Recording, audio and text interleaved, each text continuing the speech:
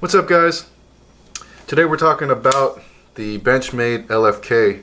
This isn't going to be a review. This is really just I guess just a little video because I think a lot of people are interested in this knife. I was totally unaware that a lot of people were looking for this knife, and I was completely unaware that this was somewhat of a rare collector's piece, because I've had this knife for years, and frankly, when I bought it, I wasn't into knives, so I bought it and then I just kind of threw it in the garage somewhere because it just was kind of ridiculous to me at the time. But yeah, just looking on the forums, I noticed there was one guy desperately looking for one of these. So I was like, I'm pretty sure I had one of these. So I found it, and I mean, it was covered in shit and dirty and gross, but I did a quick little cleaning on it, so not too bad. I'll probably put some WD-40 on it later and clean it some more. But yeah, really interesting blade mechanism or deploying mechanism, if you can see here. So this part is physically connected with a lever arm to the blade. So as it deploys, it pulls it in, and then as it closes, it pushes it out. And I've got the K-bar out here just for a size comparison. So if you're familiar with the K-bar, I mean, this is a serious knife. This is not a small blade, and it doesn't beat the LFK by much. As far as usable blade, the cutting surface, it only beats the LFK by about an inch to an inch and a half, I want to say. So as far as blade length goes, I mean, this is a fairly significant folding knife. It's kind of impractical though, because first of all, it's a liner lock, and I will never advocate a liner lock for a combat knife, and I'll never advocate a liner lock for a outdoors survival bushcraft knife either. So what is this for?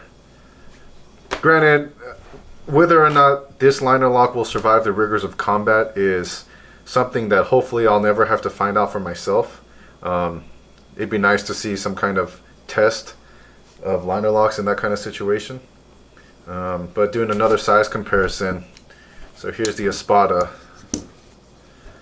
and closed, they are about the same size, really. The Espada being just a little bit bigger, but due to its curve, I mean, I think they would take just about the same amount of pocket space. The main difference is when the blades are deployed. So the handle obviously will stay the same size, but the Espada is going to be at a much greater advantage because you've got the triad lock, and you've got a lot more reach because your handle isn't shrinking by 2 inches when you deploy the blade. So yeah, this is way more practical than this one, because this, I think, can actually be used as a fighting knife. So that's probably why they discontinued it, because while it is cool, it's just completely impractical. I mean, because like, you're not going to use this for utility, right? Because you're not going to just be out in public and be like, oh hey, let me get that box for you, and then freaking whip out this long ass blade. So it just probably didn't make sense to a lot of people to own this knife. It's cool. I like it. I'll probably keep it forever, just because now that I know that it's rare, it means it's more valuable to me now. But yeah, I figured I'd just put this out there on the YouTubes for anybody that was wanting to see a recent video of one. But as far as quality, I mean, deployment is great. It's light. Maybe that's what the L stands for.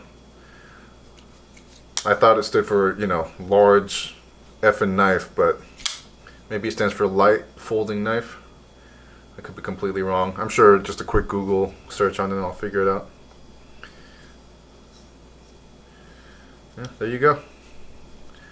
I wonder how much this is worth on the market right there. If you know what the value of this knife is, let me know. Anyways, that's really all I got to say. Figured just do a little fun video, non-review type, just show you if you've been looking for this knife. Alright, thanks for watching, and tune in for my next episode.